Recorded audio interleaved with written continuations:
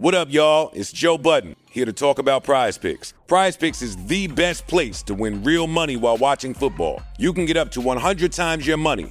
Prize Picks will give you $50 instantly when you play your first $5 lineup. You don't even need to win to receive the $50 bonus. It's guaranteed. Just download the Prize Picks app and use code SPOTIFY. That's code SPOTIFY on Prize Picks to get $50 instantly when you play a $5 lineup. Prize Picks. Run your game. Must be present in certain states. Visit prizepicks.com for restrictions and details. Your teen requested a ride, but this time not from you. It's through their Uber teen account. You drive your teenager around, a lot, to their friend Jacob's house, their other friend Jake's house, to James's, to Jaden's, to Jalen's, to... Mom? This is Jake's house, not Jacob's. Now with an Uber teen account, your teen can request a ride under your supervision. They'll ride with a highly rated driver, and with live trip tracking, you'll follow along the whole ride to their friends' houses that all sound the same. Add your teen to your Uber account today. See app for details. Bye, Mom. This episode is brought to you by Jira. Ever wonder how those big marketing campaigns that make headlines get delivered on time? It all starts with Jira, the only project management tool you need to plan and track work across any team. Every step of that campaign is organised in one place, from launching the campaign all the way back to designing ads and writing creative briefs. Get started on your next big marketing campaign idea today in Jira. It's not uncommon for the critics and general audience to differ in opinion on a movie. More often than not, it's actually expected to happen, especially for a film with burning asses, exploding kittens, and a buttload of bullets. The question remains, are the critics right? Or is Boondock Saints not that bad?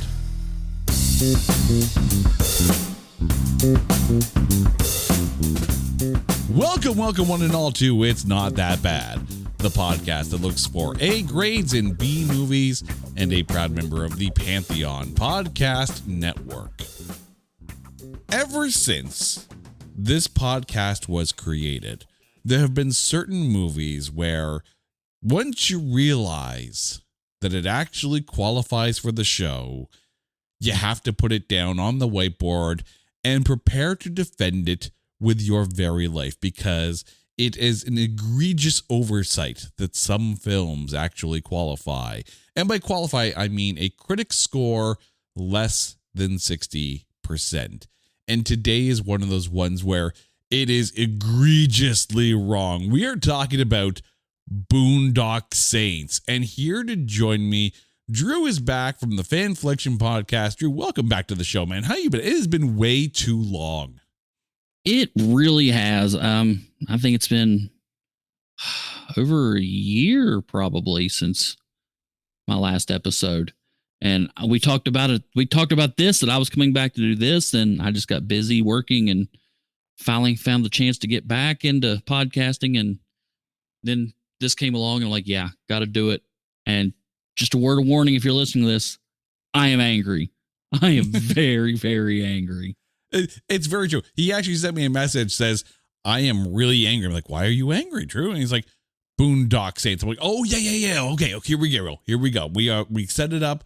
We are now ready to defend this with many pistols and lots of rope. But Boondock Saints, what is it about this film that you absolutely love? Me, just the simplicity, I think, of it. It's not a complicated story. It's not over the top action, which I'll get to later. I want to talk about, but it's just a great story. Just a simple, I don't even know if I want to call it a revenge story. Kind of is, but I don't know. It's a well-told, neat package with some of the best acting in a movie I've seen in a long time, especially by one person who we'll get to later.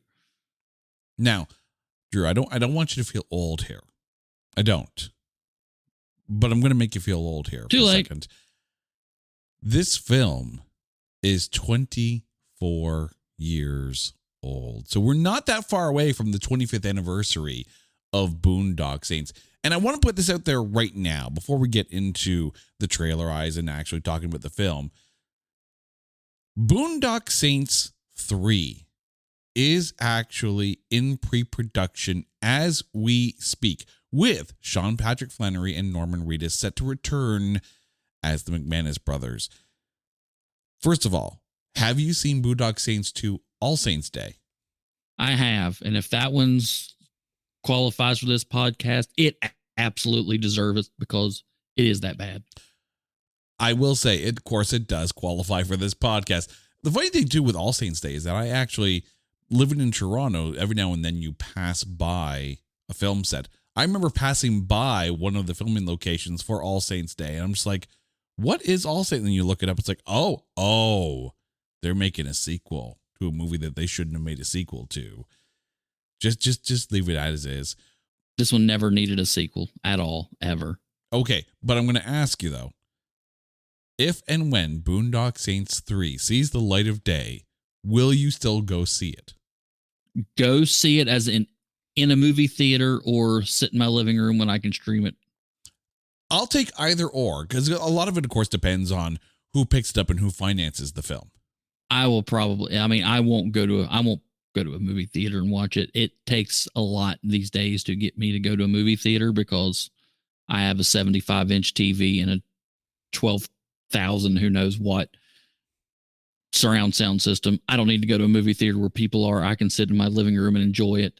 But that saying, there is a few movies that I do like to go to the movies and see, but no, it won't be one of them. Okay, but will you still watch it at home? Yes, I probably will watch it at least once, maybe, or probably just once, unless it's really good for some reason. Then maybe, I don't know, maybe the middle one will be the outlier and be the only bad one. Here's hoping. Well, let's wait. We'll have to see. If and when Boondock Saints 3 comes out, we may have to finish off the trilogy and do number 2 and number 3. But I'm just warning you right now that you may get that call. All Saints Day may be in your future somewhere. But of course, we're talking about the original. Oh, God. I warned you. I warned you. Just know you're on notice. Anytime you want me back, I'm more than welcome to come on. Or that's not what I meant to say. I'll be more than happy to come on. That's what I was saying. That's okay. Tongue-tied or not, there's always a spot here for you. But we are talking about the original Boondock Saints. But before we do, it is time to take this cult classic and trailerize it. They say that, aside from Ireland itself, the best place to be on St. Patrick's Day is Boston. But what if you're there when two good Catholic boys decide to exterminate every bad guy in town with no plan, lots of bullets, and a little bit of rope? Sean Patrick Flanery and Norman Reedus are The Boondock Saints, a film that makes peacoats, neck tats, and sunglasses look cool on a shoestring budget. The McManus boys are out to eliminate Russian mobsters, drug dealers, and anyone else with a discount accent. All the while they're being tracked down by the sassiest, bitchiest detective in Beantown. Witness a film that has everything from porn stars, multiple dips to black, and a white guy named Bob Marley. No, really, that's his name. Boondock Saints. Rated R for released at the wrong time. I have to say this. There is an actor in this movie, and his real name is Bob Marley. And yeah, he ain't the real Bob Marley. I would go by Robert. Or Bobby. Right? B Marley. But no. I mean, at least, yeah, go with a Robert, right? Even go with a Bobbert. Even either way, Bobby, something other than frickin' Bob Marley. Like, even I think was it Michael Keaton changed his went from his real name Michael Douglas to a stage name. Yeah, I mean, you kind of have to at that point. That's a little. Yeah, you can't be Michael Douglas. No. Well, Michael Douglas could be Michael Douglas.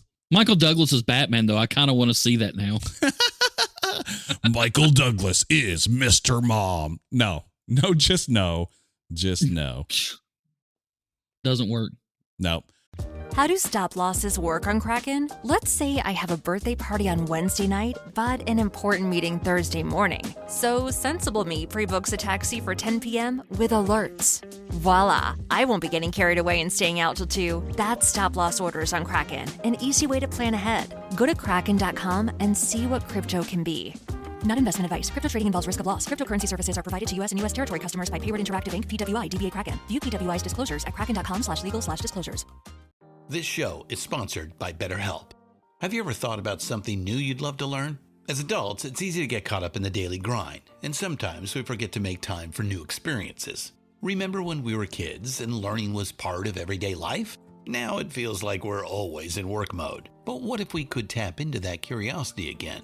Whether it's learning how to garden, picking up a new language, or finally beating your friend in your fantasy football league, there's so much out there to explore. Therapy can help you reconnect with that childlike sense of wonder. I know for me, therapy has been a great way to learn about myself, set healthy boundaries, and develop positive habits. It's not just for times of crisis. It's about growing and becoming the best version of yourself. I know I am more in tune with both my positive self, which I highlight, and my negative self, which I'm working to minimize since I began working with my BetterHelp therapist. If you've been thinking about starting therapy, BetterHelp is a great option. It's fully online, so it's convenient, and it fits around your schedule. You'll fill out a quick questionnaire and get matched with a licensed therapist. And if it's not the right fit, you can switch at any time with no extra charge. Rediscover your curiosity with BetterHelp. Visit BetterHelp.com/Pantheon today and get 10% off your first month. That's BetterHelp.com/Pantheon.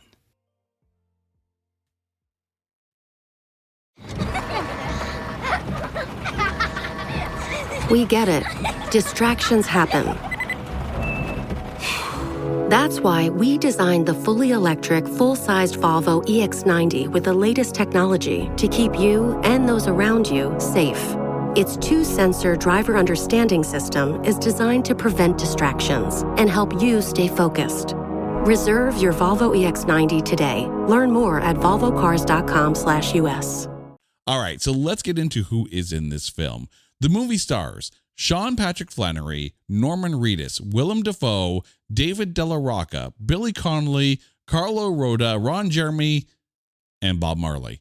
However, there is an almost starring in this one. There are some fascinating names in here. Now, most of this information came from IMDb and from Wikipedia because we are not Hollywood insiders. So we're telling you what we have read.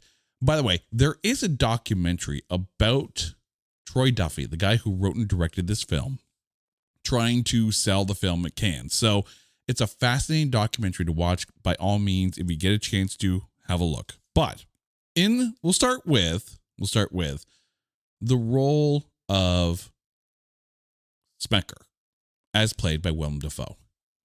Listen to this list of actors. And by the way, there were a few guys who passed on the role. And then at one point, Miramax was in the bidding process for this film, and they had some suggestions. And I'm curious to hear some of your takes on this. First, the ones who apparently passed on the role: Patrick Swayze, Robert De Niro, Kenneth Branagh, and Kevin Spacey. Kenneth Branagh? Yeah, I don't know about that one. I mean, De Niro, maybe. That's the one my brain stuck on. I think De Niro could have done it. I mean, it would have been different. Yeah. But I think he could have done it. I mean, Kevin Spacey as well. Keep in mind, this film was, filmed in 1999, came out in 2000. So, there is that possibility. But then you want to hear the names that Miramax was putting towards this role: Sylvester Stallone, Bill Murray, or Mike Myers. How about none of the above? No, you said Sylvester Stallone.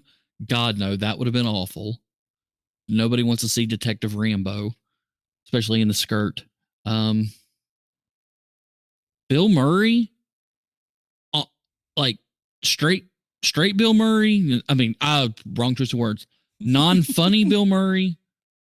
maybe could have pulled it off. And who was the third one? Mike Myers. Oh, God, no. Nobody wants to see Detective Shrek. Now, I will put this out there for your perusal. Have you seen the Margot Robbie film Terminal? No. Okay. Mike Myers is in that. Anything with Margot Robbie. Mike Myers is in that, and he plays a character that is way against typecast for him. And it might actually make you reconsider the idea of Mike Myers in the role. But in 2000, Mike Myers in this role? No, probably not. He's just starting out he's early Austin Powers. Yeah, no, I can't see it. I can't. All right. Now, in other roles for this film, and I'm just going to put these names out there because it was never said who they were or which roles they were offered. Ewan McGregor was offered a lead role, but then apparently walked away. And this is according to IMDb after Troy Duffy got drunk and into an argument about the death penalty. Ewan McGregor would have been interesting in this film. I think he could have been one of the McManus brothers very easily. Easily. Oh, yeah, absolutely. Mark Wahlberg was apparently offered a role in the film, but he left to do Boogie Nights. And considering how well Boogie Nights did, I think he made the right choice there. Troy Duffy was also interested in actors like Stephen Dorff, Brendan Fraser, and Nicky Katt for roles in the film. Stephen Dorff actually is a fascinating pick around that time. The first film that always comes to mind for me for Stephen Dorff is a movie called Entropy, but it's probably not one of those films that most people know. He is a really, really good actor, and he kind of looks a little bit like if you took Norman Reedus and Sean Patrick Flannery and AI'd them into one character. Stephen Dorff around that time kind of looks like that. Oh, yeah, that guy. I just Googled him. Yeah, okay. Yeah, he probably could have done that. Yeah, I don't know him from a bunch of stuff, looking through his history, but he might have been able to pull it off. Now, apparently... Better than Stallone. Oh, anything would have been better Stallone than this. Now, apparently, Troy Duffy had some casting suggestions handed to him, but he dismissed them outright. And again, according to IMDb, Brad Pitt, Keanu Reeves, and Ethan Hawke. Now, Brad Pitt, the reason apparently was because he had just played an Irishman in The Devil's Own, which is a fantastic film. Keanu Reeves and Ethan Hawke, I think, could have done really, really well in this. Ethan Hawke, definitely. Keanu Reeves in 99. Has he done Matrix yet? No. Or yes. He would have he would have just finished it, wouldn't he? I'm not seeing him in it. Yeah. I mean, we haven't gotten John Wick at this point, but I mean, in hindsight, looking at John Wick, you can sit there and say, no, Keanu Reeves would have kicked ass in this. I don't know, because John Wick is the guy who knows what he's doing, has a plan on everything, and these two are two Irishmen winging bullets by the seat of their pants. I mean, to me, that's apples and oranges, but he probably could have done it, I guess. Oh, yeah. Now, I did mention that the film was written and directed by Troy Duffy. He has written 2 other films to date, period. There was this. There was the sequel, Boondock Saints 2, All Saints Day. And then there was a movie in 2020 called Guest House, starring Pauly Shore. Pauly Shore. That film has a 0% tomatometer. Did you say 2020? 2020. Pauly Shore. Somebody put Pauly Shore on a screen in 2020 and expected something other than 0? It could happen. You could dig up the corpse of Rodney Dangerfield and get a 1%. Just saying. Weekend at Rodney's. I'm down with that. Okay, that actually does sound really fun. I have to put this out there. If you are curious of watching this film and you are sensitive to the F word, you might not want to watch this film because according to IMDb, there were 246 F-bombs in this film. Nowhere near, of course, the record holder, which is The Wolf of Wall Street, but that's quite a bit. The film had a budget of $6 million, Worldwide, it only made $30,471. Now, let me put this into perspective here. It was only released in theaters for one weekend, the January 21st, 2000 weekend. And it was only released in 5 theaters total and debuted at number 62. Now, apparently, according to Wikipedia, this film clearly made that money back and then some, because it has closed in on $50 million in home video sales. And I believe it, because Boondock Saints in 2000 was probably one of the most rented and probably one of the most purchased DVDs in that time. But when it came to the box office, not so much. To give you an idea of what the box office did look like, though, the highest grossing debut that weekend was Down to You. Debuted at number 2 with $7.6 million. And the number 1 film that weekend was the second week of Next Friday, which had $8 million. But the reason why we are here, A, Drew has a bone to pick with critics for this film, but B, it's the critic score. I want to give you the Rotten Tomatoes scores first, because that is kind of our litmus test for if a movie qualifies. And this is one of the most drastic differences between audience score, or what they're now calling their popcorn meter, and the tomatometer. The audience score is 91%. So the fact that it's not that bad means the critic score is low. The tomatometer sits at 26%. 26%.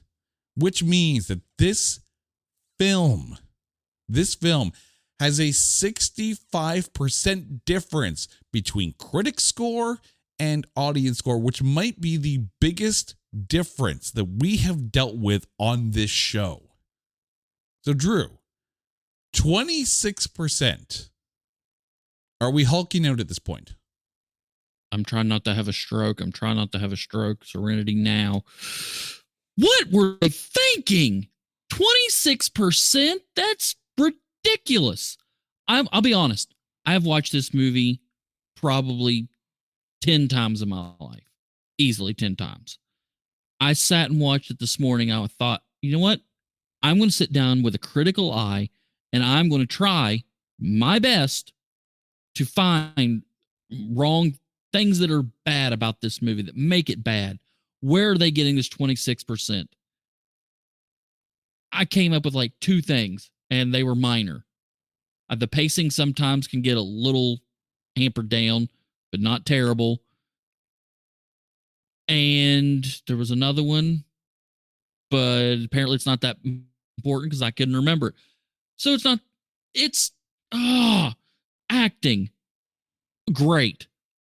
The action scenes, well shot out. I love how they do show the aftermath first, then go back and have them piece it together. I love that trope in movies. And that this is done perfectly, especially with the classical music and the slow motion.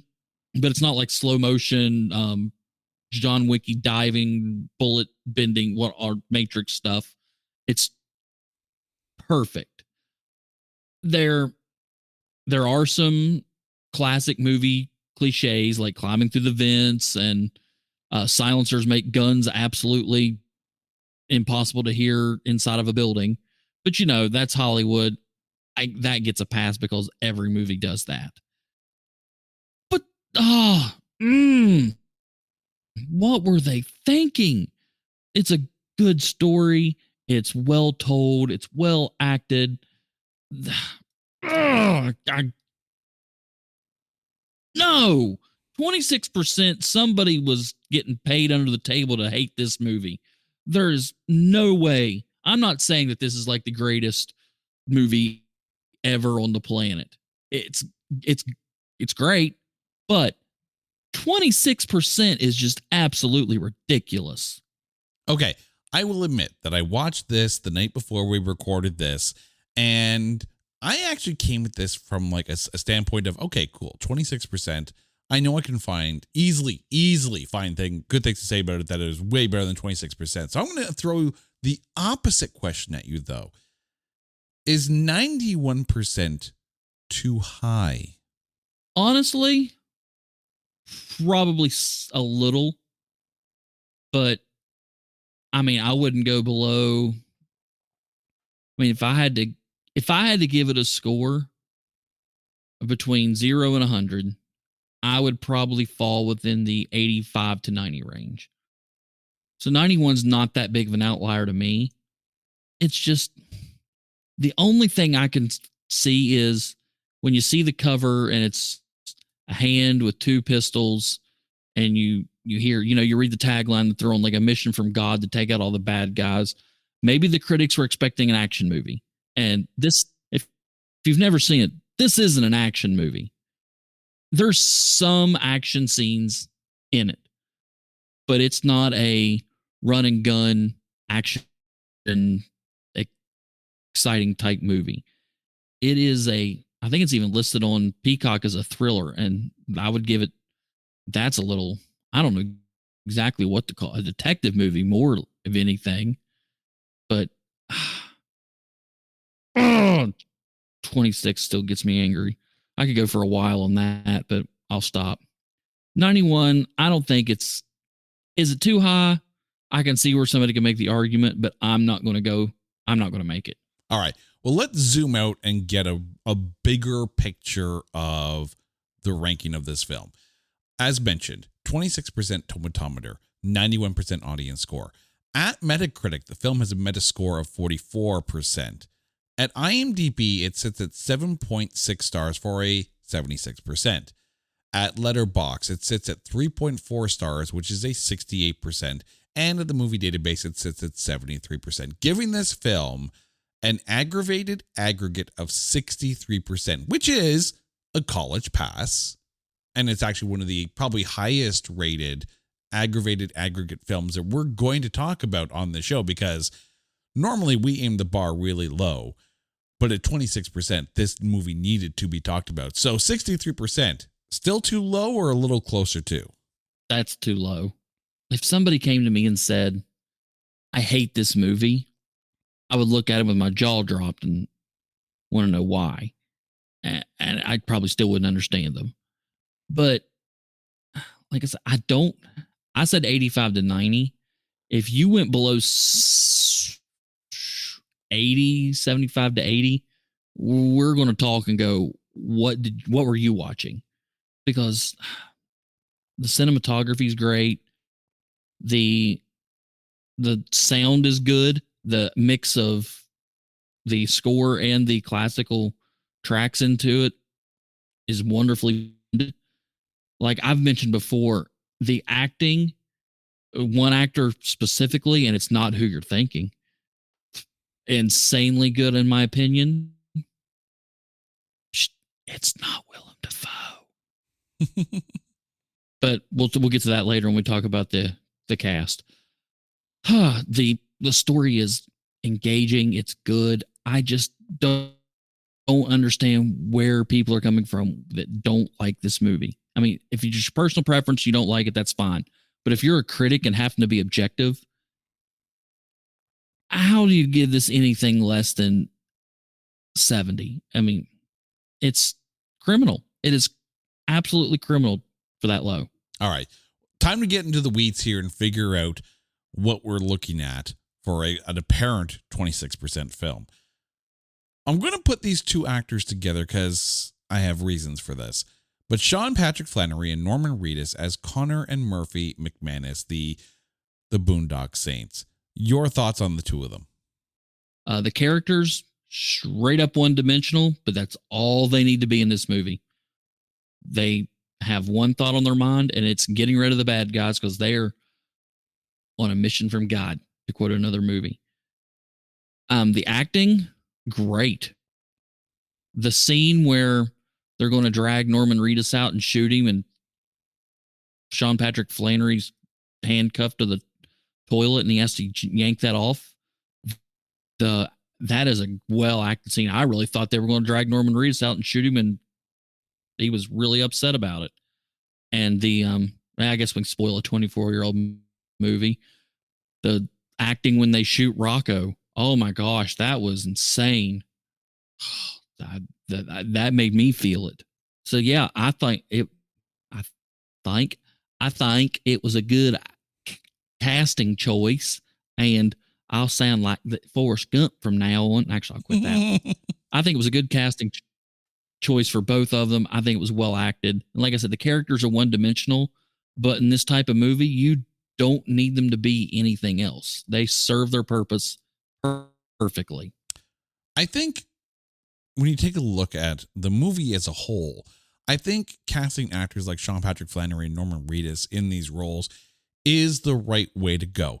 If you had taken a much more well-known actor and put them in this, it might be one of those situations where the actor may be too big for the role in question, and then it becomes less of a much more independent film, because that's what this movie feels like, an indie film. It feels like those kind of films in the 90s that lived and breathed off story as opposed to actor name power.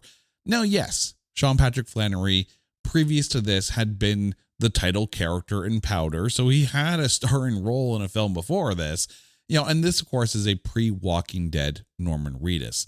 But I think they had the ability to disappear into the roles, and you look at them as the McManus brothers instead of two big name actors as the McManus brothers. Like, if you had put Ewan McGregor and Mark Wahlberg as the two brothers in this, could they have worked? Sure, fine. But Mark Wahlberg at this point was, kicking off that acting career. Like, Boogie Nights obviously had not been, yes, Boogie Nights had come out at this point, I think, or was in the process of being filmed, but he was still frickin' Marky Mark and the Funky Bunch.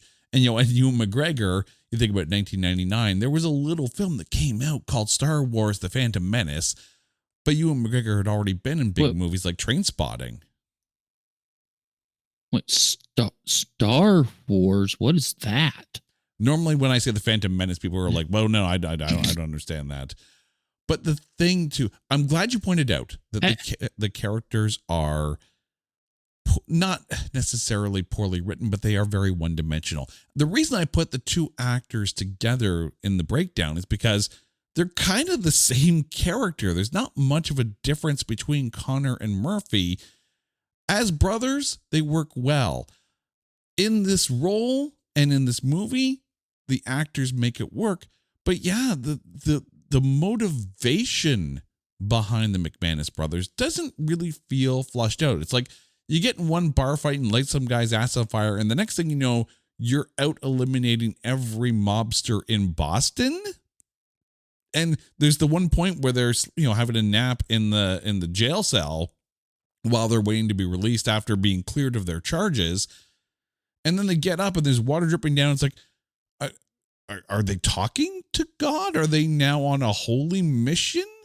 That scene, it felt out of place in this film, because aside from that moment, at no point did it feel like the McManus brothers were anointed by God to be God's vengeance against the mobsters. Take that scene out, it's a little bit better. I have to point out too, during the opening credits of this film, there's a scene where the McManus brothers are working at a meat packing plant and somehow get into a fight with the new girl that they're supposed to be training because whatever arguments start. That scene adds nothing to this film. That was going to be one of my gripes. You can cut that scene out and change not one thing. I don't know why it's there. I thought at first maybe getting fired from the plant, but apparently they didn't even get fired because I don't know. It didn't make a lick of sense to be there. You really could have just started with the church scene, which I think is super duper important. It doesn't seem it until you get farther in the movie, but you could have easily just started there. I think maybe it was just, man, we need some time, so let's just film something. Yeah. I mean, there were apparently scenes that were filmed and then cut out, and that kind of, those kind of moments where it's like, it felt like it needed another scene, or it felt like it needed to be a little flushed out a bit more. there are moments in this film that are like that, where it's like, I wish I had a bit more backstory. I wish I had a bit more motivation for what the McManus brothers are trying to do, and more to the point, why they're trying to do it. I think the characters are saved by the acting of Sean Patrick Flanery and Norman Reedus. Like, really, this film could have been so much more maligned had it not been for the two actors in your lead roles.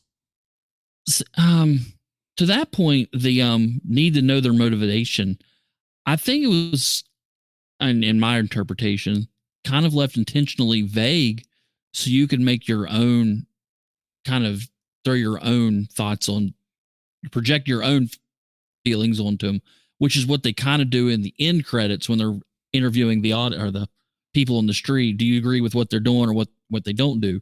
You're either going to agree with what the McManus brothers are doing throughout the movie and like, yeah, let's go kill some bad guys. Or you're like, man, these guys are just wrong and awful, and maybe the cops should catch them. So you're either going to root for Smecker or you're going to, I think it's one of those, your personal feelings kind of see the way you view the movie or steer the way you view the movie.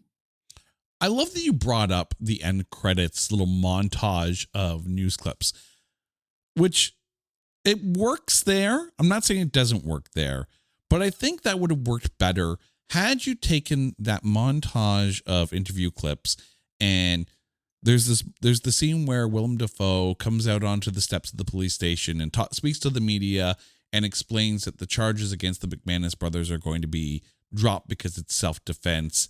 And then you put that series of news clips in there talking about, should the charges have been dropped? Was it self-defense? And if you have people talking about how, you have two boys just defending themselves against the garbage of the city, then why should they be charged? And then all of a sudden it makes sense. Like, okay, so maybe it becomes a personal crusade to help clean up the city. If there were more bars or places that were owned by people that they knew, like, okay, I understand why they killed those two guys, those two Russians, but then to go on and start going after more of the mob, like if the mob came back and then burned down the bar, then it becomes a bit more of a personal vendetta because they're taking over their home, their turf, the people that they know are suffering because of the hands of the mobsters. I just wanted a bit more, because all of a sudden they get the charges dropped, and the next thing you know, I have this random pager. It's talking about some pickup. Let's go kill us some more people. Yeah, I mean, we can poke holes in the plot, but in any movie, but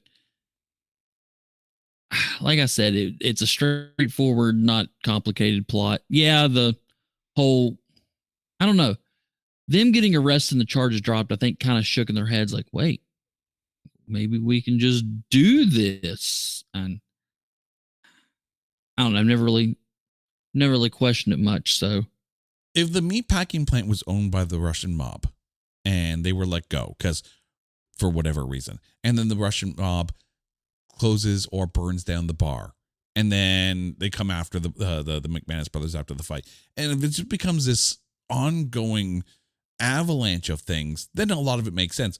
Also, to go from, hey, we just got off these charges, to, hey, I know a guy with an entire basement full of guns, let's go stock up and then go on a massive murder spree in a hotel of people we don't know. There are some leaps. Again, I'm not trying to sit here and diss on the film, but it's one of those things where it's like, at 20, I'm trying to understand 26%. Well, your whole find the guy with a basement full of guns thing, as an American, I can tell you that's not hard to find. Honestly, I wish I could make a joke about that, but it's really not, especially where I live. But yeah, I mean, it was a little stretch for them just going, but I mean, then it goes back to what I talked about earlier.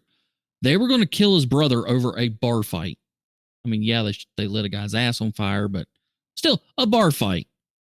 Nobody's permanently harmed, and they were going to shoot him. I think that might have kicked the gears of, you know what? these guys are really bad. They're closing our bar. They tried to kill my brother. Yeah, let's wipe them off the face of the planet. It's a little bit of a stretch, but I can kind of see where he's coming from. Yeah.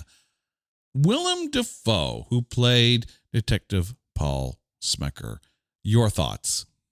Amazing. Willem Dafoe is one of my favorite actors ever. Everything he's in one of my favorite war movies in history.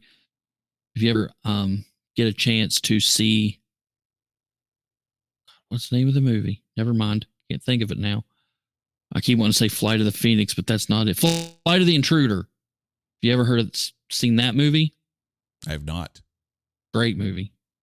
Oh, it might actually qualify for this because I don't think it's that good. And if it is, I will come back and defend that movie till the day I die. It was one of my dad's favorite movies. Great movie about Vietnam. Anywho, but Willem Dafoe's great in this. If it wasn't for somebody else, I think he would probably be the best actor in the movie who did the best job. But I'm going to give that to somebody else. But that's not to take away that Willem Dafoe did an absolute amazing job of playing the detective. The scene where there was a firefight, that whole scene is just crazy done. And I don't know how many takes it probably took to get him to do that. Probably very few. But just the manic in his eyes every time you look at him is just insane. And then my favorite part of the movie is in that scene when the cop that gets everything wrong goes, well, maybe it was just one guy with 6 guns.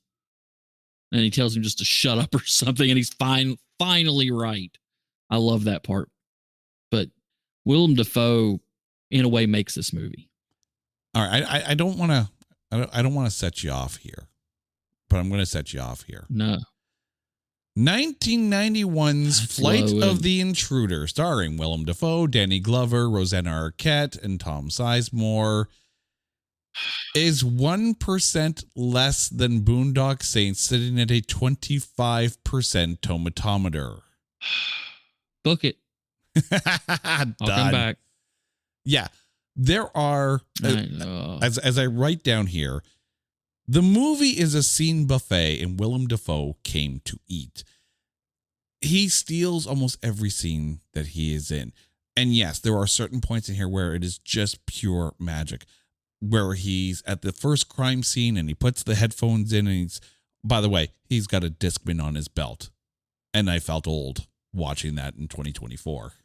Oh, yeah, because I knew what it was. Right. I have one as well, right beside my yellow Sony Walkman that plays the tapes backwards. I am old as dirt. But the thing is, like the music and the feeling the crime scene and seeing things that the other detectives aren't, like, they easily showed that Smecker is the smartest guy in Boston when it comes to these kind of things. And the fact that everyone else is completely inept because they're listening to, Greenlee, who is completely and utterly wrong. Yes, the whole replay of the shootout at the house scene where he's actually in the flashback.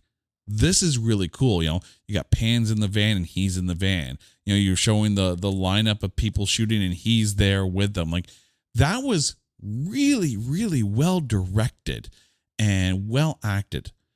Willem Dafoe, I don't know if there's anyone else, especially of the actors that were considered or suggested for this role. I don't think you want anyone else but Willem Dafoe in the role. But there's this point from the end of that house scene where he's going through, this is the end of the whole firefight crime scene. And then all of a sudden he's drunk out of his skull and he's going to the church for confession, which that scene is great, but it's a real rapid switch into this descent to madness for Smecker, going from one crime scene to the other. And I wish we saw a little bit more of him as it goes on, understanding and almost conflicted about his feelings on the McManus brothers. Yeah, that is a quick shift, but I mean, he's like you said, the beginning of the first crime scene there in the alley, smart as Boston, knows everything. Like he said, and later he has a dossier on every one of these Russian guys.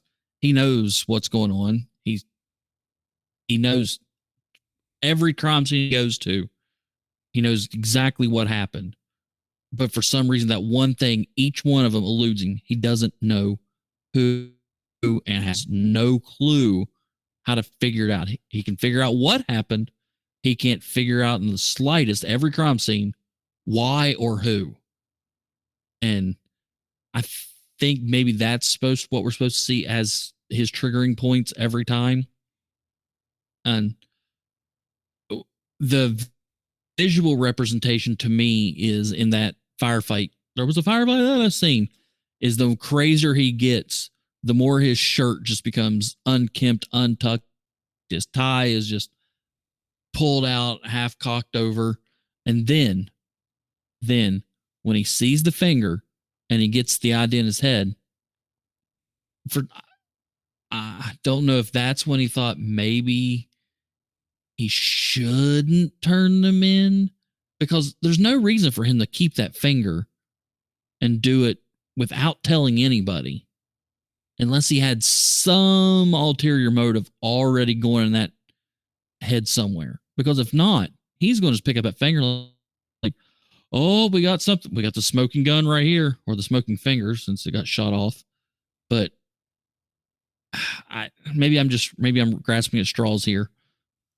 Yeah, I mean, it's one of the things where if there's that scene at the restaurant after going to like the little basement kind of thing, like the hotel room, and he's talking about how he's got a dossier on every single one.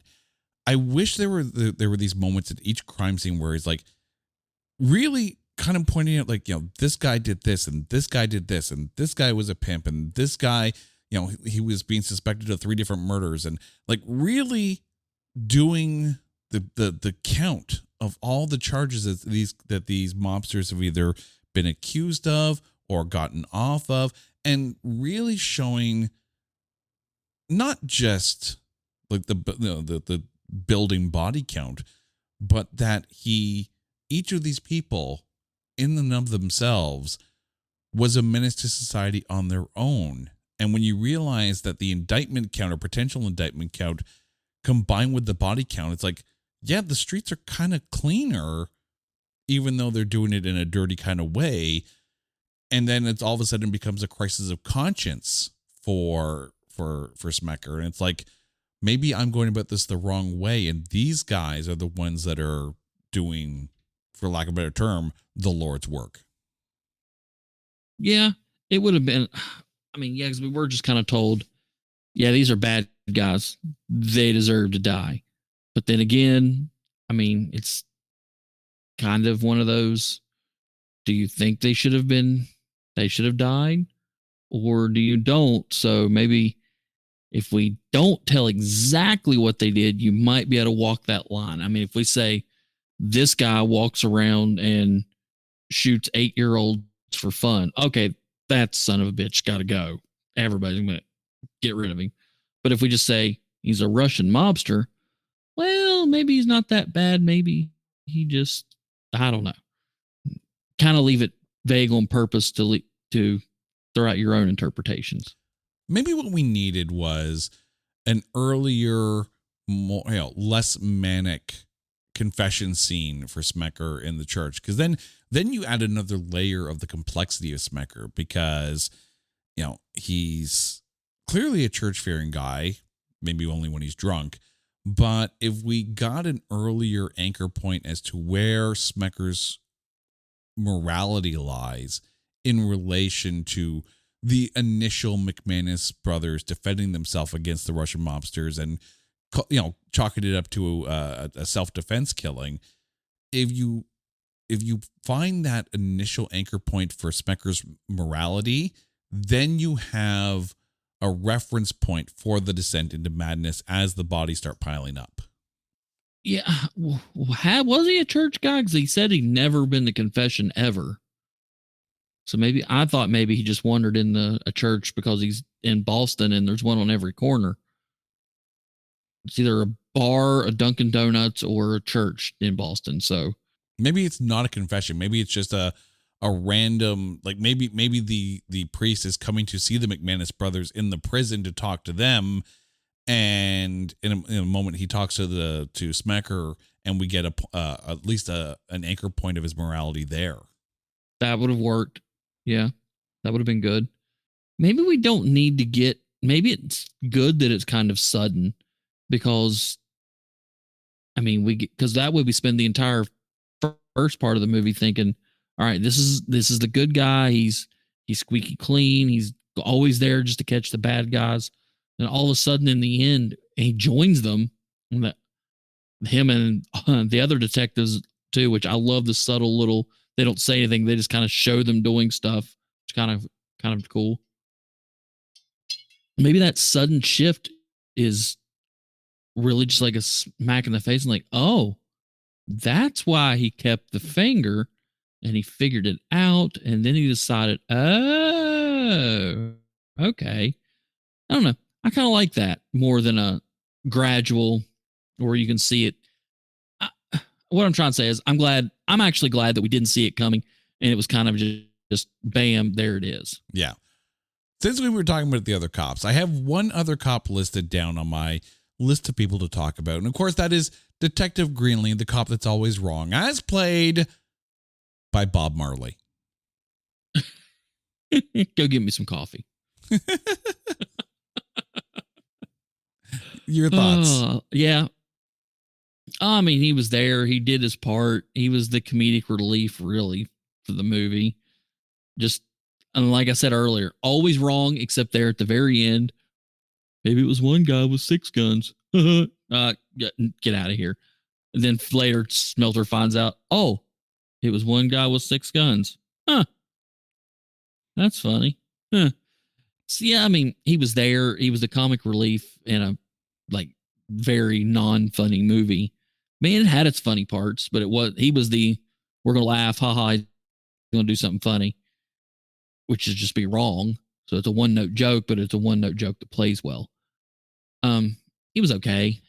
He's the lesser inferior Bob Marley, but whatever. I will say that if you were to make this film today, Bob Marley's not playing Detective Greenlee. He probably would have been played by someone like Keith Pembroke, who played the Vulture in Brooklyn Nine-Nine. I think he would have been perfect in that. But as I'm watching this, I agree with you that he's a little bit of comic relief, especially early on. But I also think that Greenlee kind of creates a counterpoint to Smecker's descent into madness. And hear me out on this one here. At the beginning, when we first meet Greenlee and Smecker, Greenlee's going on about this freaking huge dude just came down on him, right? And he's way wrong. He's way wrong, and Smecker knows exactly what's going on. And then by the time we get to the shootout scene, Greenlee's actually right, and Smecker's losing his mind. So it's almost like it's everyone has that friend, right? You sit there and say, yeah, the day you're right is the day that something's really gone wrong. Well, Greenlee's right, and Smecker has gone really, really wrong. Yeah, that's true. But now that you mentioned that a big guy came down on him, maybe a big guy didn't come down on him. Maybe a normal sized guy came way down on him. So maybe Greenlee wasn't quite as wrong as what we thought he was, now that we think about it. Yeah. But yeah, when Greenlee's right, things are going wrong. David Della Rocca, who played David Della Rocca. Yes, the character is actually named after the actor who played him, because according to Troy Duffy, the character is actually written after David Della Rocca. But your thoughts? Remember when I said the best acting job in the movie, and it's not going to be who you thought it was, which would have been Willem Dafoe? It's this one. He played that role so chef kiss perfectly, as just the goon, lower 18 years of being nothing but a errand boy for the mob, who finally they decide, okay, this guy's got to go, so we're going to send him on a death mission, a suicide mission. And then when he snaps, that's when it starts to get fun. See you on the flip side. I mean, totally out of character. Even the fact that Norman Reedus looks at the phone and goes, Whiskey Tango Foxtrot was that? And hangs up on him.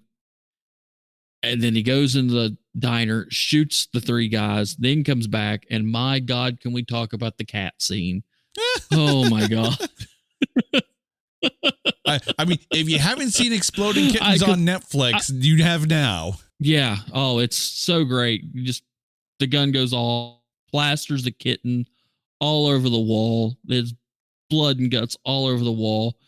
And then to kick it off later, the picture on the wall of where the cat died, I lose my mind every time I see it.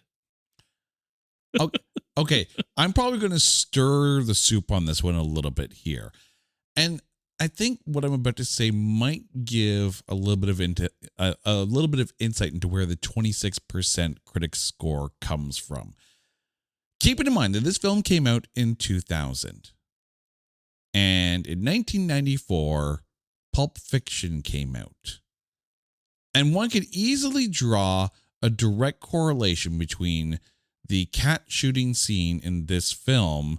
Also, according to Netflix, don't with cats. But the cat shooting scene in this film and the accidental gun going off in the car, blowing out the guy's brains in the back of the car, thereby forcing Vincent and Jules to have to clean up the car. Do you see too many parallels between this film and a film like Pulp Fiction? Well, can I say something kind of embarrassing? Okay. I've never watched Pulp Fiction. Okay, fair enough. I don't like Tarantino. I've tried to watch 2 or 3 of his movies. Not for me. And if I know people worship him and love his movies, and I will admit this, if there's an interview with Quentin Tarantino where somebody's interviewing him, I'm there. I will watch that all day long. But I don't care for his filmmaking style. Fascinating. I wonder, and I do wonder, and dear listeners, please, I'm going to ask you, our audience, a question, and feel free to go to our website at notthatbadcast.com or find me on social media at notthatbadcast. I want to put this out there. To fans of Boondock Saints, do you or do you not like Tarantino films? Or people who do not like Boondock Saints, do you like Tarantino films? Because some of the comments on a site like Rotten Tomatoes either fairly or unfairly compare this film to a low-budget Tarantino knockoff. And I think the fact that it came out in 2000, after, for lack of a better term, peak Tarantino, like there were a ton of films that came out around that time that kind of jumped on like that kind of trend. Movies like Suicide Kings, which of course also starred Sean Patrick Flannery. There was almost like a resurgence of not necessarily lower budget, but definitely trying to look lower budget films that were kind of on the edge and featured anti-heroes like the Boondock Saints. It became part of a trend, and maybe it's because it came out after that peak era. I mean, it's hard to say, but there are definitely parallels between the cat shooting scene and the brain explosion in Pulp Fiction. I have seen that scene, so I can, but I don't know the context of the scene. I just know that they hit a bump and, Scientology guy shoots him, blows his head off, I believe. But are we saying, did they straight up copy that scene? No, I don't think so. I mean, a gun going off and accidentally shooting something. I mean, if we're going to make that case that an accidental gun going off, then Tarantino copied Barney Fife back from the Andy Griffith Show because he kept accidentally almost shooting his foot. So it's just a trope in a movie. A gun goes off and somebody accidentally dies. Okay, well, we also didn't see Barney Fife's foot explode all over the floor after his gun accidentally went off. So, there's a little bit there. But I will say, there are moments in this where, and yes, I do enjoy David Della Rocca in this film. I do, and I think he adds a lot to it. And I love the fact that they established that he's friends with the McManus brothers beforehand. So it makes sense that he wants to help them, kind of get revenge against the Russian mobsters. I wish we saw the reason why Rocca was set up to go to this hotel room with a 6-shooter. And then, there's 9 people there. That's I'm glad you mentioned that because I wanted to bring up that point for a totally different reason. I do wish we would have saw that. When it comes to Rocco, I hate that they killed him. Spoiler alerts toward the end of the movie. If they were going to kill him, I think they should have went ahead and had him die in the Russian hotel room scene. Have him walk in there with a 6-shooter, shoot 2 of them. Oh crap, there's 9 of them. What's he going to do? And that's when the brothers can see through like a grate or something in the ceiling, lose their minds trying to get out. That's when they fall down and take out the rest of them. And that's what sends them on to the rest of their, all right, all these sons of bitches got to go because they killed our friend Rocco. Yeah. I mean, here's the thing. If their apartment is trashed by the mobsters because of the toilet scene and all that kind of stuff, and then they're low on money and they've been laid off potentially maybe by the meat packing company, maybe it's also owned by the Russian mob. So they're like, okay, so we go to this place where we know there's a big money transaction happening, and we break in, we take the money and whatever, right? And then they see Rocca get killed, their friend. Yes, absolutely. That would have so answered so many questions and given us the proper motivation for the McManus brothers, other than, is it divine intervention? I don't know. Like, that's a brilliant way of doing that. But then again, Smelter's pretty smart. He might be able to connect the dots between, oh, this guy was their friend because they brought him. He's the one that brought him the clothes to the jail cell. I mean, you have to rework a lot of things, but I don't know. I just didn't like that they killed him at right before the very end. I mean, why? They were already going after the Italian mob. Killing Rocco didn't give them any motivation. It gave them a little more probably, but they were already well on their way they were there to take the guys out to begin with. I don't know. I just didn't care for it. I didn't like where it was. I thought it was just a needless death. Earning your degree online doesn't mean you have to go about it alone. At Capella University, we're here to support you when you're ready.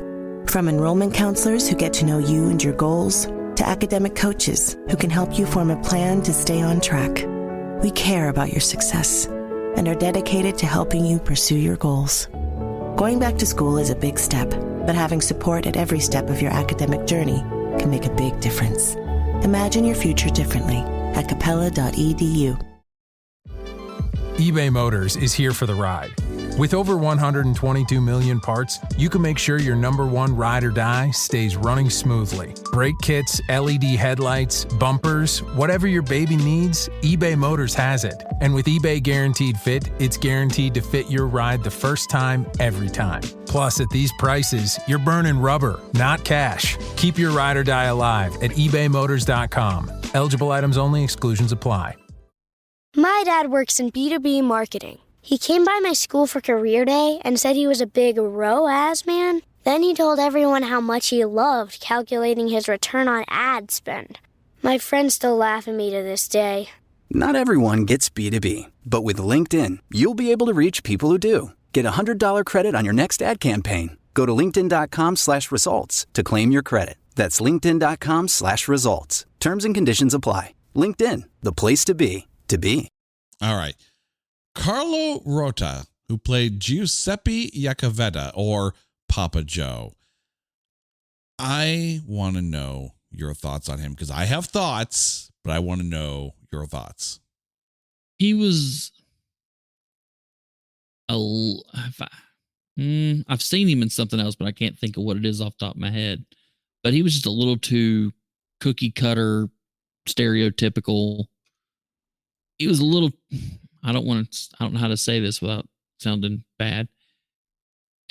He was a little too cartoonish, but that's, I'm nitpicking.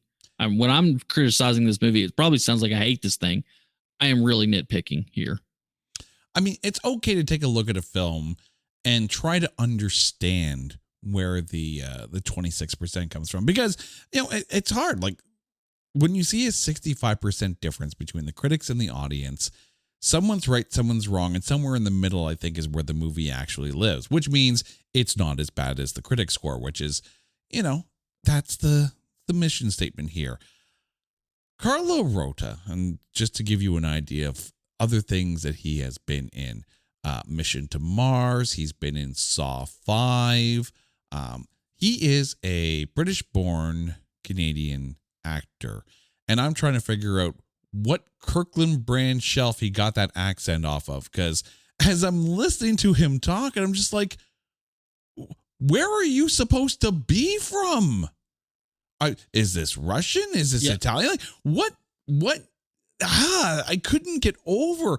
Like, yes, are there some lines he says where it's quotable? Sure, but oh my God, is it so cliche and meh? Yeah, that's what cliche was kind of the word I was trying to think of a minute ago. They could have done better. I mean, I will give him one credit for him. At least he wasn't the guy in the bathroom. At least it wasn't that they tried to use, because that's your stereotypical older Italian. I'm talking late 60s, early 70s Italian guy who's the leader of the mob. At least they went a little younger in this one, kind of made it a little better. But still, yeah, he's the bottom of the barrel when it comes to acting, and I think in this movie. Oh, no. He's not the bottom of the barrel. He's not the bottom of the barrel. To me, the bottom of the barrel is Vincenzo Lapazzi, as played by Ron Jeremy. Notice how I said he was the bottom of the barrel, the actors. I don't consider Ron Jeremy an actor. I don't know why he was in this, but wait, I don't know who you're talking. Who is that? Well, who's Ron Jeremy? Never heard of him. No, you've heard of him. Everyone's heard of Ron Jeremy. It's one of those things where you put him in and you sit there and it takes you out of the scene, because you're like, okay, so here we got the boss and Rocco's feeling it, and holy it's Ron Jeremy. What? I'm pretty sure somebody read the script and like, oh, this Italian mob boss dies in a porno theater. Do you know what'd be real funny? Let's get a porn actor to play it. And somebody went with it and didn't realize that they were not being serious, or maybe they were being serious. But I agree with you. As soon as he shows up, it's like, pump the brakes. It's okay. This is a movie. It's the worst casting choice by far in the movie. Yeah. And like, did they let him do his own wardrobe? Because what he's wearing is not helping matters whatsoever in this. Yeah, he shows up and you think, oh, this is a 1970s period. Oh, wait, no, it's not. At that point, I'm like, did I watch the Boondock Saints or did I accidentally rent the Booncock Saints? Because that's kind of what it felt like when Ron Jeremy shows up. Now someone's going to go out and make the Booncock Saints porno parody. Yep. Oh, I missed opportunity. You throw that in your trailer. But the thing is that I think Carlo Rota comes across a little bit better if you have someone a little bit more imposing and less, for lack of a better term, probably the most gracious way I'm going to say this, less identifiable than Ron Jeremy. All right. One last actor to talk about here, Billy Connolly, who played Il Duce. Your thoughts? Not same thing. If you remember what I said in Timeline, not enough screen time for Billy Connolly. Oh my God. But when he was on there, just his eyes when he's in that parole scene. And the fact that they have to put him in like this cage with guns pointing at him, and all of a sudden it's parole granted. I'm like, the American justice system strikes again. It's probably the most realistic thing they got into the movie. I will say this. If we're talking about Ron Jeremy being easily identifiable and all of a sudden pulls you out of it, Billy Connolly is still identifiable because Billy Connolly does have a bit of an iconic look. But all of a sudden, here he comes in playing against type and looking badass as hell. And all of a sudden you're like, yes, that's Billy Connolly, but holy it, Billy Connolly came to play. And apparently he was having a ton of fun with this role. And because he's playing against type and he disappears into the role, even though you know it's Billy Connolly and you can identify it's Billy Connolly, he is El Duce in this, and he doesn't break the moment in the film, kind of like Ron Jeremy did. Oh no, he adds to it because he is 100% that character. There's no Billy Connolly there. You're like, oh, that's Billy. Oh, wait, whoa. This isn't the Billy Connolly I knew, or I know. And I would bet my last dollar in my wallet that cigar was his idea and he just threw it in there and that had to work. That doesn't seem like something that would be in the script. That just seems something like Billy Connolly, like, hey, y'all, if I have a cigar, will that work? All right, we're going to try it. And it worked perfectly. Actually, it's funny you mentioned the cigar. So as I was doing my research and going through IMDb and whatnot, apparently the cigar was put into the character because Billy Connolly was having so much fun that he would occasionally break out in laughter and smiling during the scenes. So the cigar was there to help him focus and look badass and not break character. So it's prop for purpose, but Billy Connolly, like, I love when a character or when an actor takes on a character that is against type and kind of embodies the role and feels so good in the role. Like I mentioned Terminal starring Margot Robbie at the beginning of the film. Mike Myers' role in that is against type, and at no point is there a comedic break for him in that. He is like, he's the bad guy in that film, and it works because he's taking it very seriously and playing it against type. Billy Connolly is perfect in this. I do have a point though. At no point really, and again, I watched this again last night and doing a critical watch rather than just a watch for enjoyment, because I'll watch this film anytime and enjoy the hell out of it. But in watching it critically, I'm like, okay, so Il Duce is actually the father of the McManus boys. And I didn't realize that until I started looking at IMDb and Wikipedia and seeing the character names. Like, whoa. When did Il Duce reveal that he was their father? Oh, they explain that. That's a one little line in the movie that explains that. It's when they're doing Rocco asks, that's a really cool prayer you guys do. I should do it. And they're like, it's a family prayer given to us by our father and his father and passed on through the generations. So when he comes in and hears them doing it and can repeat it, that's when they know, oh, wait, how do you know that? Okay. I mean, it's a stretch because I don't think anybody other than who they would have shot would have heard that other than Rocco. Yeah, so that explains why then Il Duce didn't recognize him at first. And then all of a sudden when he's, comes up on them from behind, here's the prayer. Okay, so that actually makes a ton of sense now. Just something I kind of missed. Yeah, because they said he'd have been in jail. Yeah, they said he'd been in jail for 25 to 30 years. He would have missed their whole life. He wouldn't have a clue what they look like. At least at that point, yeah. No, that makes a ton of sense now. But it does, like, unless you're looking for it, it is kind of glossed over a little bit. And this is now, I am today years old realizing that line reveals that plot point. Okay, so I'm fine then with that. And that also explains why the three kind of team up at the end. By the way, as Drew mentioned, it's a 24-year-old film. Spoilers like a mofo. You mentioned the pacing on this film, and it does feel broken up at times. So I ask you then, how do we fix this? Like you mentioned, cut the whole scene, the very first scene. I mean, this isn't going to be a breakneck movie. It's really not going to be bam, bam, bam, bam, bam, scene, scene, scene, scene, scene. But there are some, I think we could cut out some scenes. Honestly, I know it's funny, but the whole exploding cat thing, I think that could be gone. We can cut out that whole thing. Just have Rocco show up and go, oh my God, something bad just happened. Let's get out of here. We can speed that up a little bit. There's a few more you could probably speed up, but I mean, I say when I was nitpicking on the pacing when I'm looking for something, it's slow at times, but again, it's not supposed to be a quick paced movie. But I think there are a few things that we could have cut or switched around. Like I said, we get rid of a couple scenes. And I think it would have been okay. Like, honestly, I don't need to see them walking around and getting the guns in the guy's basement. They could have been a line in the movie. Dude, where'd you get all these guns? I knew a guy down the street. I mean, it serves the same purpose.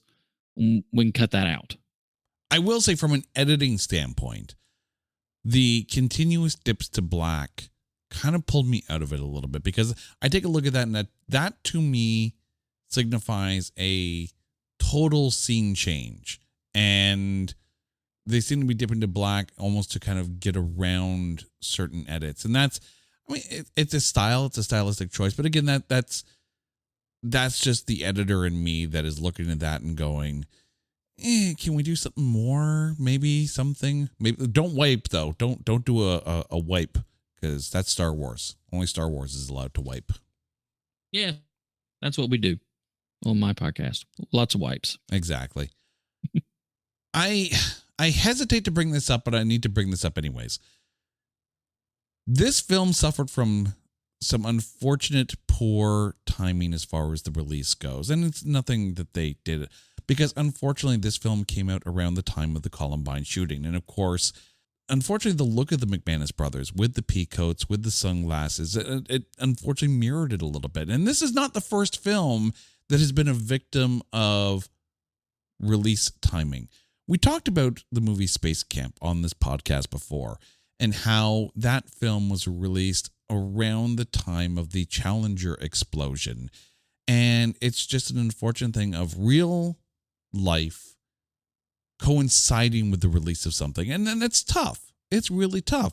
And comic book fans, if you've ever seen the HBO Max did a 3-part series on the history of DC Comics, and they were talking about this one comic book where the Joker steals a plane and he crash lands it into New York near the Twin Towers. And that issue was supposed to come out around September 11th. And then, of course, September 11th happened and they had to pull the entire comic book line. These things do happen.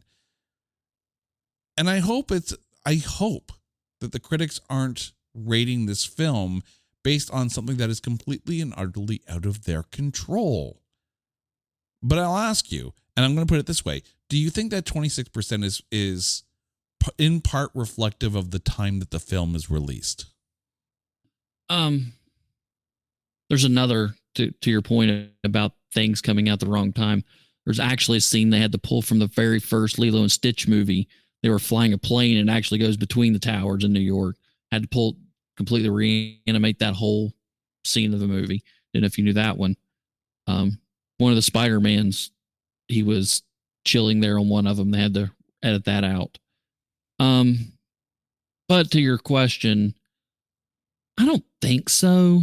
I mean, maybe, but I don't think that would, no, I don't think so. At least for not an American critic, I don't think a movie would. If it was something that came out afterwards, it was intentionally paralleling it, maybe, or yeah, definitely. But this one, I can't see that being the reason. I really can't. Yeah. I mean, it is tough when a film is in production and things are going well and they're getting ready for release. And then all of a sudden something happens and it's like, oh, I mean, that would explain the low box office total, because I can see the studios not wanting, or at least the theaters not wanting to put this film in theaters around that time. And if that's the case, that led to the low box office. I mean, I fully support that, because I can imagine this is not the kind of film you want to put out in theaters so shortly thereafter. I do. I understand that, but I'm hoping the critics didn't take that as a reason to crap on it. You know, are they probably comparing it to, you know, Quentin Tarantino and John Woo? More than likely. But I think at 26%, this is egregious. This is one of the most egregiously low ratings for a film that has as dedicated a cult following as it has. Like, it is a good film, and it is a film of its time for sure. And it benefits from low-key casting, putting in some really, really good work in the lead roles, despite some of the smaller roles that, you know, tend to derail it a little bit. I mean, yeah, did we need Ron Jeremy? No. Did we need Carlo Rada being as over the top? No. But Sean Patrick Flannery, Norman Reedus, Willem Dafoe, Billy Connolly, David Della Rocca, like, there are some fantastic performances in this film, and the film benefits from that. I will say, when Boondock Saints 3 comes out, I will be happily watching this. And I'm sure I'll probably be watching Boondock Saints 2 just in preparation for that, because I'll be honest, I haven't actually watched Boondock Saints 2. It has eluded me to this point, and maybe somewhere down the road I'll have to go and watch it, because I'm sure someone out there will sit there and say, Don't. No. Don't. If you like this one, don't watch the second one. Just hope the third one has nothing to do with it. And I don't know. I don't like the second one. I love this one. It's one of those, maybe part of it's me. I hate when movies have unnecessary sequels.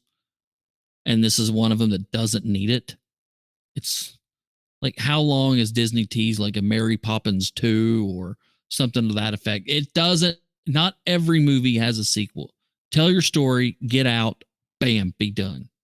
All right. So, Drew, we have tormented you enough in talking about the critics, talking about this film. Now gets to be your turn to talk something really good. So, who is your MVP of Boondock Saints? It's not so much a who, but a what. It's a falling toilet. Best part of it. I'm just kidding. No. Even though I said that David Della Rocca, I think, did the best acting in this movie to make me believe who they are, the MVP of the movie has got to be Willem Dafoe. He really was the perfect choice for this movie. And the ending part, well, not the end, but the last firefight, battle, shoot up, whatever you want to call it, when he comes dressed as a woman and that man answers the door and goes, and I lose it, because no offense, but there's no way I could look at Willem Dafoe in a dress and think attractive ever. Great actor, not pretty in a skirt, but still the way he pulled off that scene, just absolutely perfection.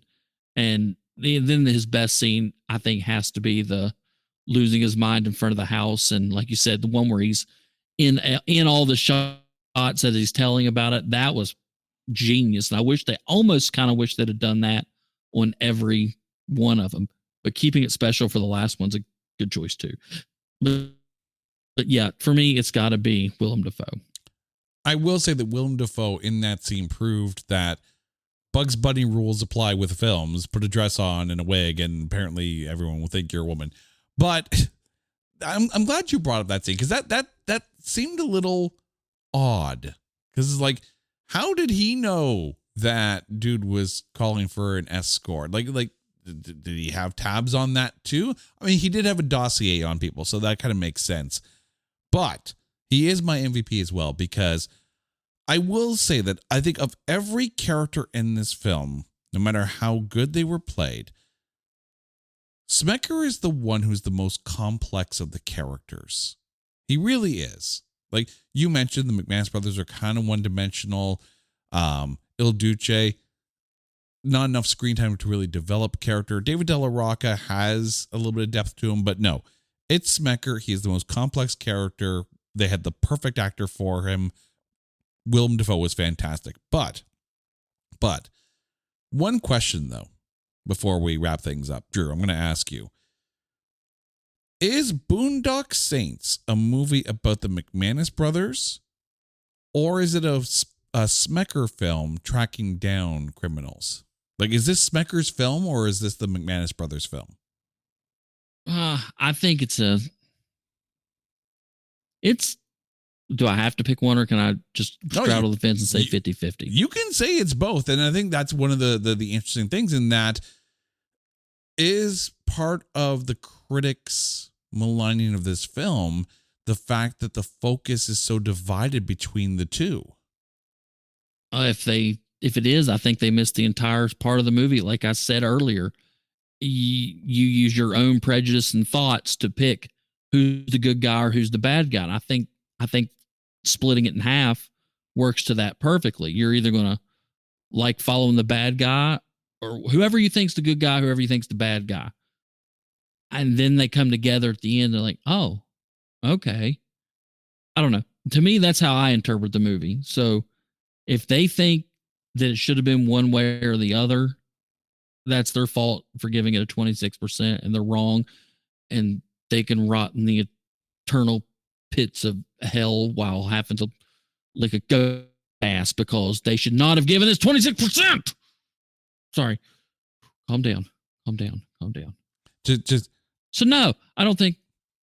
Just channel your bad boys. Woo-saw. You can make it through. All right, Drew, thank you so much for this and for finally joining in so we could do Boondock Saints. Now, before we go, please let our listeners know where they can find you out there on the interwebs and tell them a little bit about the Fanfliction podcast. All right, yeah, I'm one of the 3 hosts of the Fanfliction podcast. Me, Brandon, and Jess. We sit down each week and we are writing a movie script, a little piece at a time each week. We have a guest come on. Jason was our previous guest, our most recent guest, and we're writing a intergalactic treasure hunt Star Wars movie. Think Indiana Jones with laser swords, kind of that type of movie. And yeah, we just sit down and we write a completely original story, no characters you've ever seen in a book or on screen, all 100% from scratch. We just sit down each week, bring out a little part of the script, and when we finally get it finished, we're going to perform it all as a giant table. We're going to bring our guests back. Well, not all of them, because we don't have that many characters by the time we finish this thing. But we're going to bring them all back and perform the thing as a giant table read that we'll do live. So yeah, give us a listen. And I forgot to mention the big part. We want your input. If you have an idea, an edit, or if you think a character should go to the store and we had it going out and murder a hobo, you tell us and we'll talk about it there. And if we change it and like your idea and we add it in, you get a writing credit for the screenplay. So listen to the Fanfliction podcast and let us know what you want us to do, because we're writing Hollywood's next blockbuster, one podcast at a time. All right, Drew, thank you so much. And we will get you back on for Flight of the Intruder, because apparently we haven't sent you on a rage mission enough with this film that now we have to go 1% lower and go after another one of your treasured gems. Yeah. If you're listening to this, watch Flight of the Intruder. Great cast, good war movie. I don't know where the hell they're coming from. What'd you say, 25%? 25%. Was that what it was? 20. That's, again, going to make me angry. But, all right. And it's got Willem Dafoe in it. So, yeah. Danny Glover. Yeah. What the hell? Idiots. Critics are idiots. Yeah, that's kind of been our mission statement here. Critics are idiots, but that's why we're here. And to you, our dear listeners, you guys know the drill. If you think there's a movie out there that is unfairly maligned, kind of like Flight of the Intruder and Boondock Saints, or The movie is so bad that there's no way in Boston that we can find anything good to say about it. Hit us up on social media at Not That Badcast or go to our website at notthatbadcast.com. And while you're there, make sure you check out our other show, There Can Only Be One, if you like your music. Until next time, he's Drew. I'm Jay. You guys are awesome. This is It's Not That Bad, a proud member of the Pantheon Podcast Network. Take care.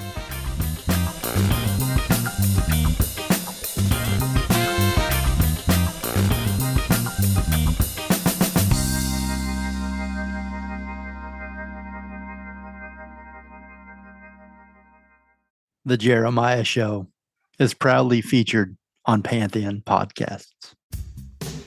Don't miss an exciting episode of The Jeremiah Show. You're invited to the world of pop culture, music icons, and food gods. Find Jeremiah at thejeremiahshow.com or on all social networks and back catalogs at Linktree, Jeremiah D. Higgins. I am Miles Zuniga from Fastball. And we are a girl named Tom. Hi, I'm Marielle Hemingway. Hi, this is Chef Melissa King from Top Chef All Stars. Hi there, everybody. This is Ann H. Hi, I'm Shadow Stevens. I'm having a great time on The Jeremiah Show, the greatest show in the history of the world. The Jeremiah Show is brought to you by Evolve Entertainment Network, Pantheon Podcasts, and Radio Candy Media. I do hope you enjoyed that interview. I'm sorry that Jeremiah is so hopeless. I did made a real effort to sort of get through the sludge and the drudgery and the cliches and the second-rate ideas. I hope I didn't disappoint you too much. And as far as Jeremiah is concerned, do write in, because if you do, we can do something about this.